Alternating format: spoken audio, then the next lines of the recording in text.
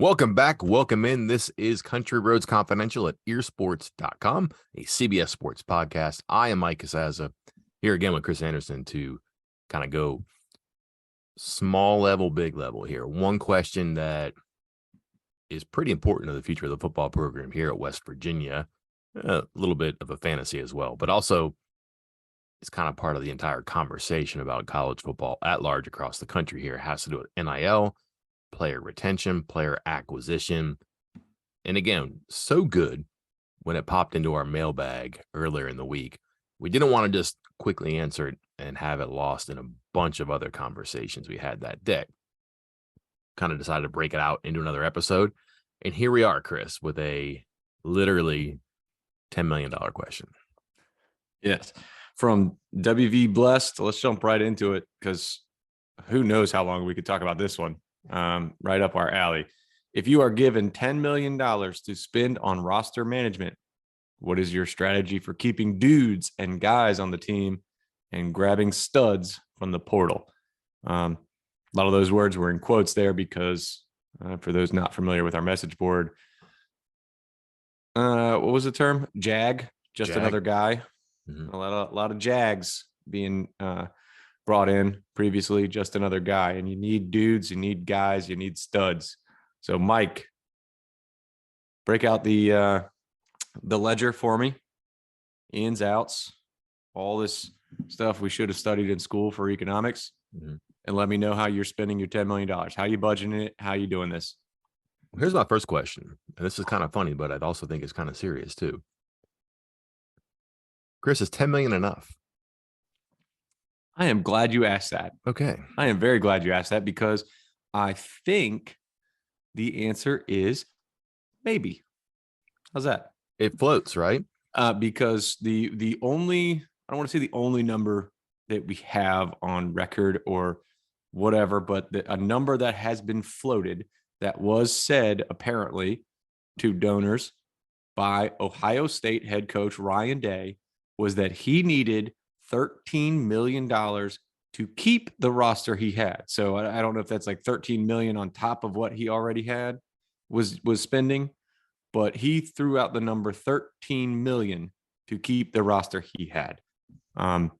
Let's not set expectations of purchasing players at the rate of Ohio State, but so I think 10 million is good, right? That's a good number. Probably.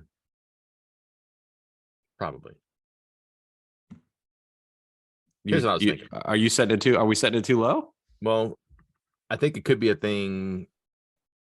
I'm trying to remember the rule here, but remember when Neil Brown said that you could sign so many players annually, or you could sign so many players over a 3-year period. One or the other, right? You could go over 1 year, under 1 year. I wonder if like a team had, like if the Country Roads Trust said, we'll give you $30 million for 3 years. That's all you get, though, right? Which, again, all you get. That's crazy. Then I was thinking about our interview with Jay Kuntz, the director of recruiting and player personnel for basketball. He said he had, I don't know how serious he was here, but he was telling us a story about the SEC recruit who he was talking to about coming to West Virginia. And the person said, this is going to start at, I believe he said, 500,000, 600,000, 700. Yeah. And then he said, all right, so that's right. He said, whoa, buddy, that can't happen. Like, that's my entire budget. So I did the math. I divided $700,000 by 13 players, $53,846 per player. Okay. So now we're going to take 53,846 and we're going to multiply it by 85. You know what that is? You got your abacus? Oh, is it about 5 million? 4.5. 4.5. Okay. So you would think that that's probably okay. So then I was thinking, all right, can you use half for just keeping your players and then half for retaining players? And I think you'd probably, or recruiting players, I'm sorry. I think you'd probably have to start something like that. But I would think we're using a round number here, 10 million, perfect. I don't think 50-50 is right. I think 40, 60, 35, 65 might be better, as far as the lower percentage being who you have and the higher percentage being who you're getting, only because people are going to leave no matter what, which puts the onus on how you're going to keep people. So I would split it up if we're using a single round number to $10 million. I would probably devote, again, like that 35% to paying your players that you have, give them a salary, so to speak. And then the rest of that goes to getting players from the portal and then in turn giving them a salary too. But 10 is enough, I think, if you're doing one number every year as far as a budget. I think that if you're budgeting out over time, 5 years from now, you might have to be looking at like 16, 18, 20 million. Yeah, I'm assuming it's only going to grow. I would think. I don't know. There is part of me that believes there's going to come a point and a pushback of enough on, at least as far as like guys who haven't proven anything. I think maybe it turns into a scenario. You remember how the NFL, it used to be, I don't know, was it unlimited contracts for NFL rookies? Mhm. And you remember like the first round picks were getting like $100 million. That's probably high, but like tens and tens of millions of dollars with no limitations and all this stuff. And finally, the NFLPA said enough. Like you can't have rookies getting better deals than veterans and then not doing anything. They said So Sam Bradford cannot break our league.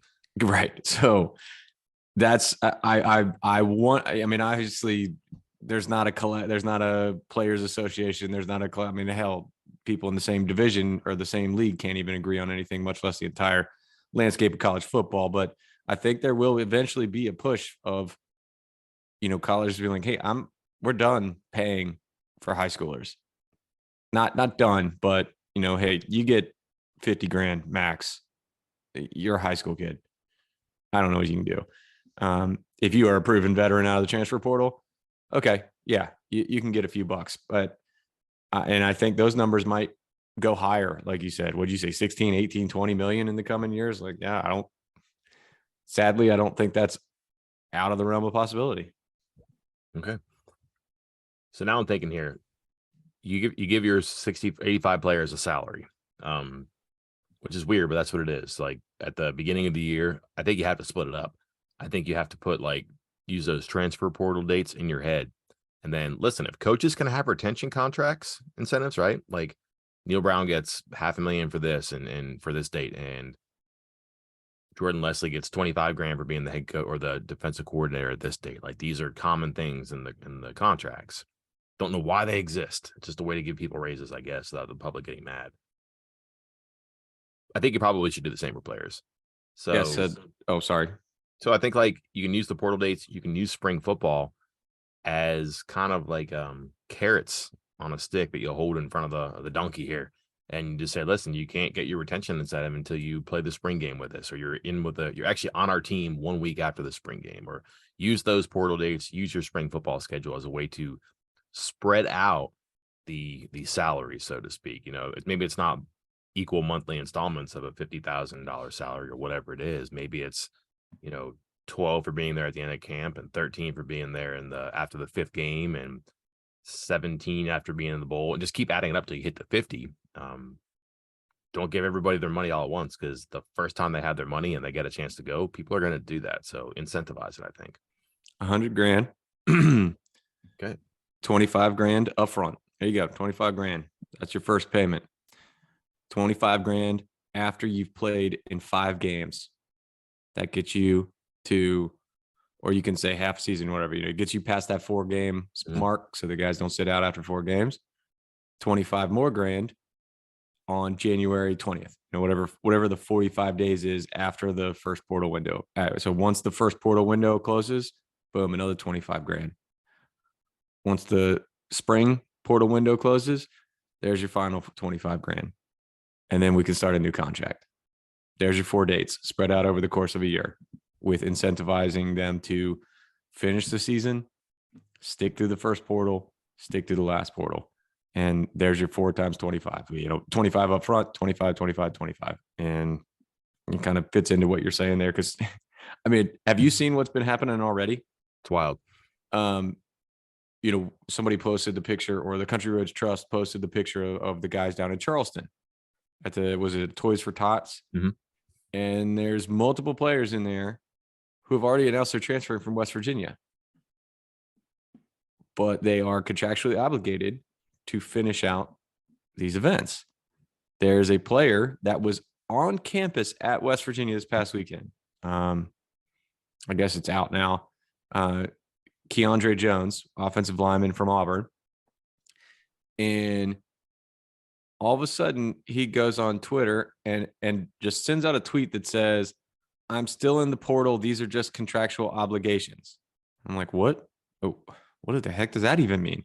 And then like 20 seconds later, here comes a tweet promoting Auburn's NIL trust right afterwards.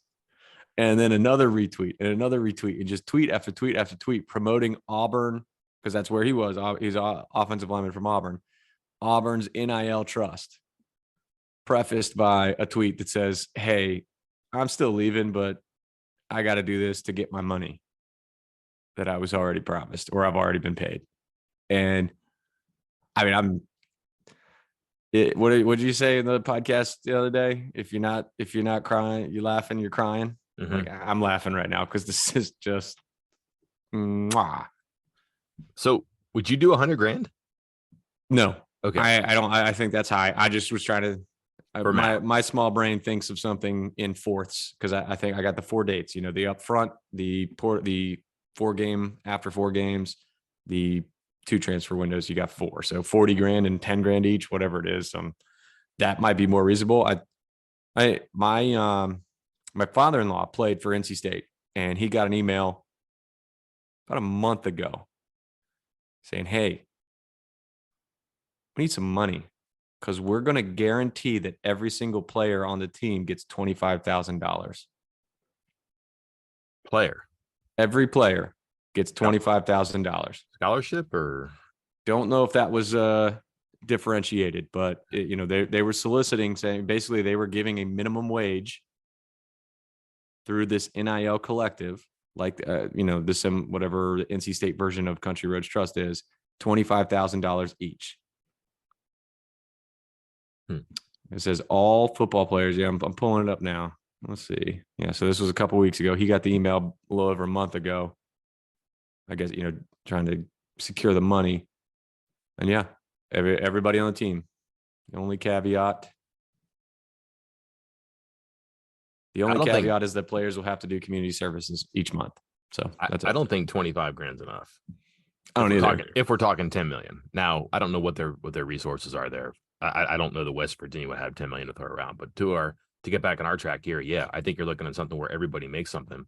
And then here's an idea that I think is a bad idea: incentivizing or creating separation points, where if a player is all conference, wins an award, whatever, that all of a sudden he earns more. I think that rips up a locker room.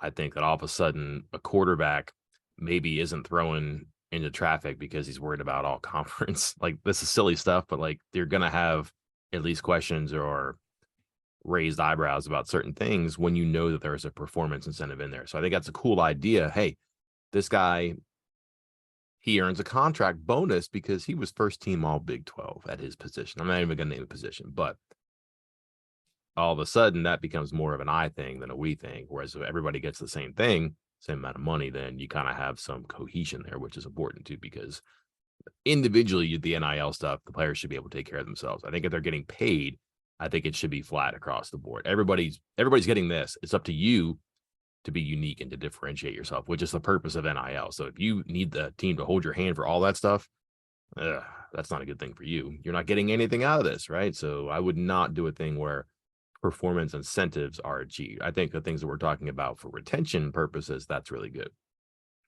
We can wrap this up, Chris. We both have agreed that most of our money would go to attracting players. And again, I can tell you that, like, when West Virginia was talking to quarterbacks, like, you were talking high 6 figures to get a quarterback. So if you're thinking, all right, Mike, $10 million, you're committing like $6 million to retaining or to attracting players in the portal. Is that enough? I don't know, but like, if one player is going to get, I don't know, like a huge chunk of your money that you have available in this conversation. So like, let's just say it's $600,000 and you have 6 million. Well, that's a pretty healthy percentage of your money gone to one player. And how many players you're bringing in? More than 10. for sure from the portal, it looks like. So you're not gonna be able to do it equally. I don't know how you do that, but would you also put timelines in here too? Like, I think we both agree that you should have more money available for attracting players than just giving them the incumbent players their quote unquote salary. Correct me if I'm wrong there. But also, we're talking about retention incentives. I wonder if signing bonuses are a good idea because the sooner you get a player in, the more you pay him, the sooner he's in the fold for your team. He's not going other places. And you let him know, hey, you have until 7 days out of the portal opens, our offer goes down. And 14 days, it goes down a little bit more. And, if you're spring football, that's going to be a little bit diluted too. The specifics of this are going to be tricky because, again, how many spots do you have, how many players you take, and how much money do you have available? But we're talking about money here. You can expedite someone's enrollment, which increases the chance that you get him, but also decreases the chance that an opponent gets him. If West Virginia has a hard time getting players sometimes, if you let them know the clock is ticking and they're literally burning money, they don't make up their mind, it might not convince a lot of people, but the people who are into it just to take visits or who are going to pick West Virginia but go somewhere else and drive coaches crazy, this gets them on board faster. Yeah, I'm with you on that. And I think the acquiring players part of it. I like said earlier, the high school recruiting thing. I don't know how much of that budget I would have. What do you say, 65-35? Is that what the split you used? Rough, yeah. Yeah, okay. I'm good with that. I think that's a good number. And then of that 65 for the acquiring, the acquisition of talent each cycle, let's say of that 65, like I would almost have like a 45-20, with 45 of that 65 being transfer portal acquisition and only 20 in high school. Because again, Yeah. like the importance of high school recruiting is dwindling every day. It is at an all-time low right now, and it will only get lower as more emphasis is put on the transfer portal. So in my mind, I am spending the vast majority. I'm at 45-20 split. Like you say 4.5 million. Since we're doing a 10 million here, I use 6.5 million for acquisition. I actually changed that. I'm going almost like maybe 5.5 of that 6.5 million is portal. I want proven game ready talent. If we're just going to cycle through free agents here, of course you want to develop, but how many of these high schoolers are legitimately going to, require large sums of money to come to your school? A couple per class, maybe, when you're speaking of West Virginia and who they typically recruit for and against, like a couple.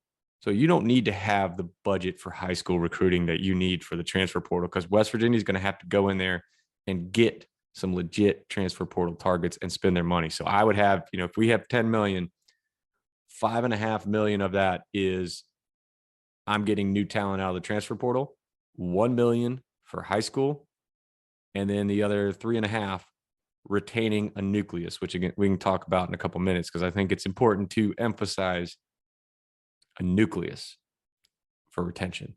Like, no offense to the scout team guys in the backups and stuff, like they are important to the team, but they are replaceable.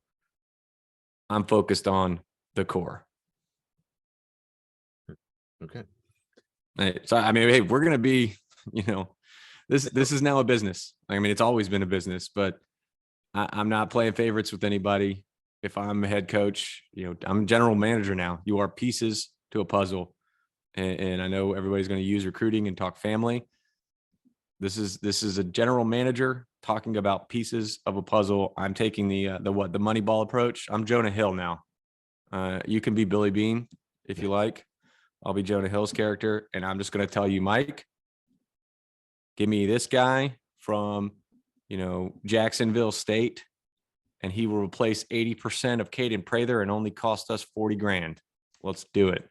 And that's the approach I'm taking. I mean, I hate to take the relationships and stuff out of it, but that's where it's trending. And if you want to find success, you might have to get a little more hard nosed like that. Let me rapid fire some questions for you then. Go. If we're saying, again, we're using round numbers here. Excuse me. Every year, a player can get 50 grand for staying. I'm pretty sure that you don't like that, and you think freshman 30, sophomore 40, junior 60, senior 70. That sounds good to me. Okay, so incentivize it by coming back. And if you're here for a 5th year, we'll figure that out. 6th year, we'll figure that out. Be a doctor by then, probably should be able to pay your own bills. So, okay, we like that one. Number 1. Number 2, of the 10 million, would you like endow, or maybe let's just say fund, a figurehead portal recruiter, like the Trooper Taylor, so to speak? Yes. Okay. And it's going to prop up this person. I mean, he's going to get commercials on TV. He's going to get the really nice towel that he can wave on the sideline. He's going helicopters to games. Like, some of that 10 million, could that just be your all-star portal guy? I don't know how grand you go here. I'm kind of being cheeky about this, but like, you have assistant coaches who were just recruiters. They really, I'm not saying they can't coach, but like, one of the reasons that staffs expanded from 9 to 10 was so that you could kind of accommodate, like, wink nudge, this guy really can't coach. We need someone who can, or we got to have room for a guy who can recruit. The portal is so big right now. I wonder if there's something like that. Now, maybe there's not an 11th person on the staff. Maybe you can't devote an assistant coaching position to just a portal guy. But if you can use some of this $10 million to fund the employment and the operation of portal guy, is that realistic? Is it legal, but is it realistic? Man, who knew Trooper Taylor was going to take a stray on this podcast? So we like that one. Okay. Yeah. Would you put assistant coaches in charge of like a prorated fund? For example, Matt Moore has more players at his disposal than Sean Reagan. Should they all have the same amount of money? No. But like, also, is a really good offensive lineman worth more than a really good tight end? Could you find some sort of separation in your staff? Like, put them in charge of it, because ultimately they're in charge of targeting and recruiting players. I know they have portal people who scout and all that stuff, but is there some sort of a function, or is that a bad idea where the coaches are kind of in charge? They get so much money to spend on their position. No, I would not. I would not let assistant coach. There was an assistant coach at West Virginia once who told me he had several players in his room, and I, maybe didn't need all of them, and was again pushing for more, and already had one player at that position in the class and wanted another. And I said, are people leaving? Is there something we don't know? He said, I would take 14 of this position if I could, if it were up to me, because each one of these position coaches, they know this is their job, like, on the line. So they want as much out. They don't, like, if you ask Matt Moore how many offensive linemen you want, he'd probably say 30, and if you asked, Neil Brown or a head coach, whoever's in charge, be like 15 is probably good, somewhere in that range. So I would not put any assistant coach. You can make your pitch to our head transfer guy and general manager and, accountant, or whatever we want to call this person, and make your pitch. Hey, I desperately need a right tackle. We don't have, somebody that's ready to play right tackle next year. It is the one hole that we have on the entire offense. And I know that so-and-so transferring from Georgia, needs 500 grand. I never ask for 500 grand for offensive linemen. I never do, but we need it. There you go. That's it. And that is the extent I would have from the assistant coaches, because, no offense to them, they're always going to be looking out for themselves and always think their position is most important. And, they know what their position is. They know whether it's strong or weak. So they're all going to make a pitch, and they're all going to think they deserve all the money possible. All right. I just have one last thing that I want to get to, but let me ask you if you have any way you want to close this off first. You mentioned you wanted to get back to something. I think that was the core. Yes. Any more meat in the bone here for you? Right. How many because Neil Brown made this comment too. I'm trying to think of what the exact quote was. I was trying to look it up as I was talking a minute ago. Something along the lines of, they had a core of players that they knew other schools were coming after, and they were going to work hard to retain. How many players are in your core? How many players are you labeling? You're not franchise tagging because other people can take them. But are you essentially franchising 10 players, 15 players? Does it vary from year to year? Like, what are you focused on?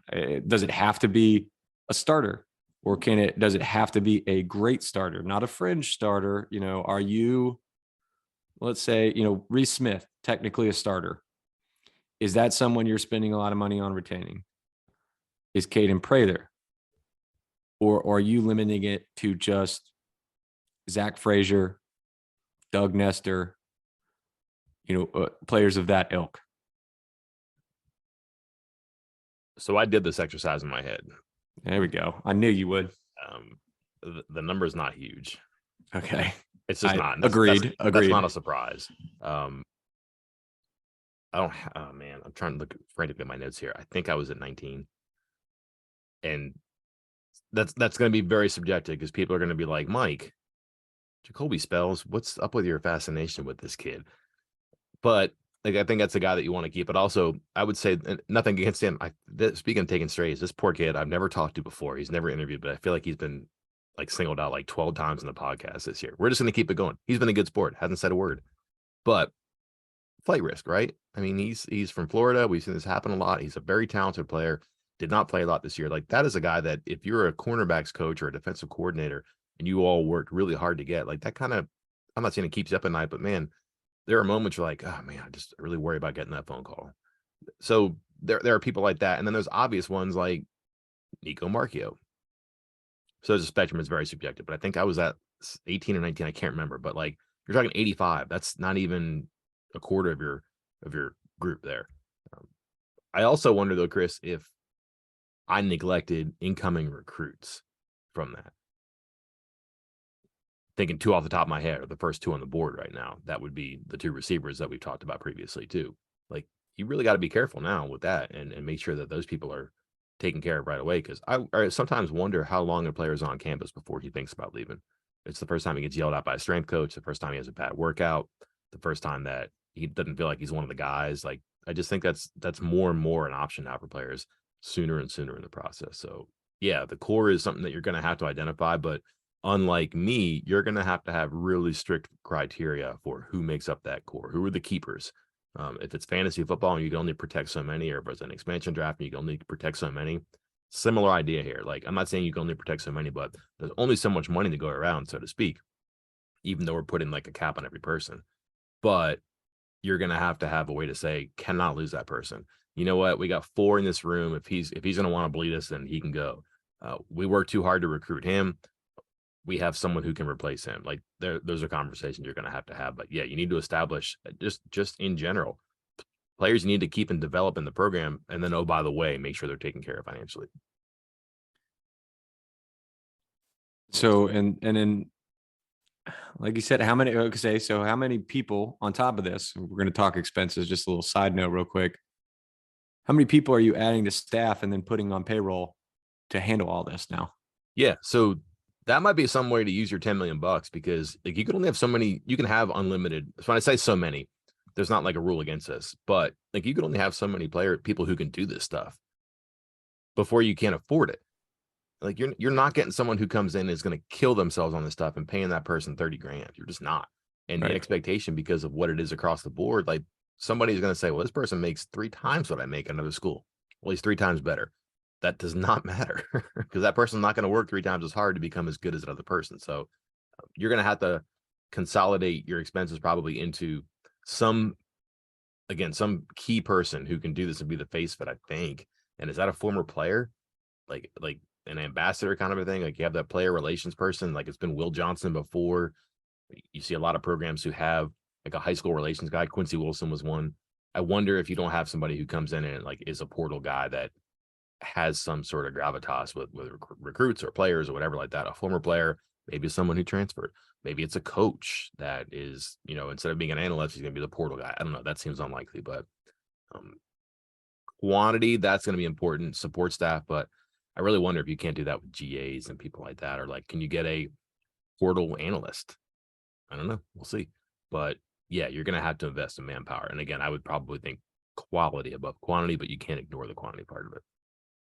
I have one more question for you, Mike. 10 million bucks again. How much of that are you willing to spend on a quarterback? I'm talking like a legit top 5 quarterback in the country is Well, on the market. what year is he? Would be one, Mhm. because I've just seen it happen way too much in college football where a guy is supposed to be the guy, has a great freshman season where he comes in and plays at the end of his year, his freshman year, and all of a sudden, sophomore season, this team is up and it doesn't work out.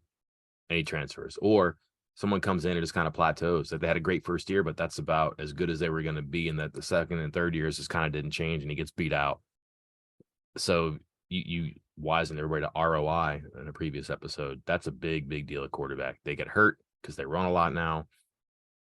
They transfer, they go pro for sure. And if they go pro, fine. You're gonna have good ROI there.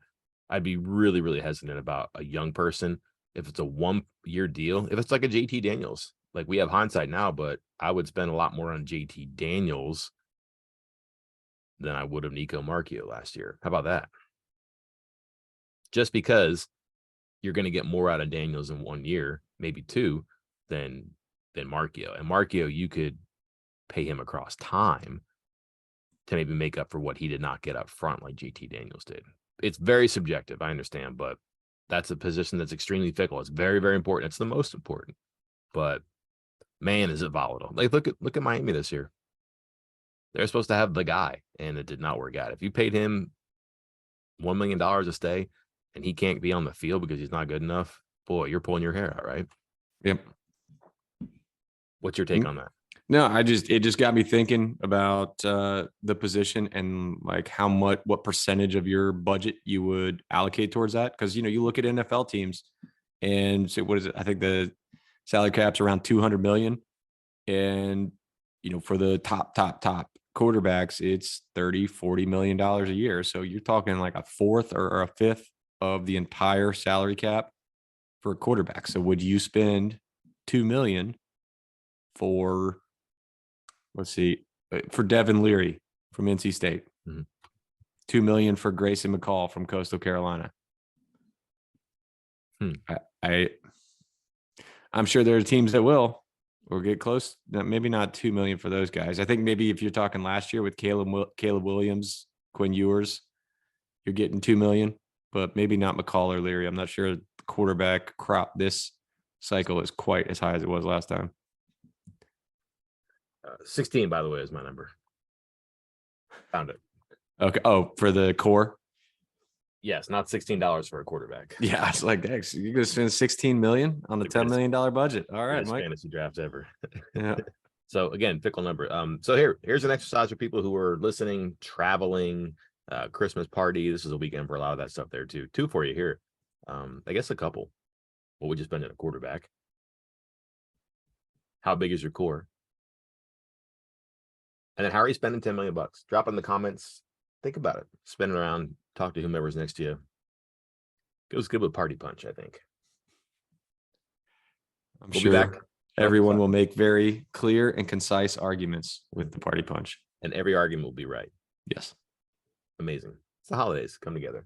We'll be back with more. We'll talk a little bit more about transfers in the spirit of gift giving. Until then, I'm Mike Casaza. And I'm Chris Anderson. We'll talk to you then.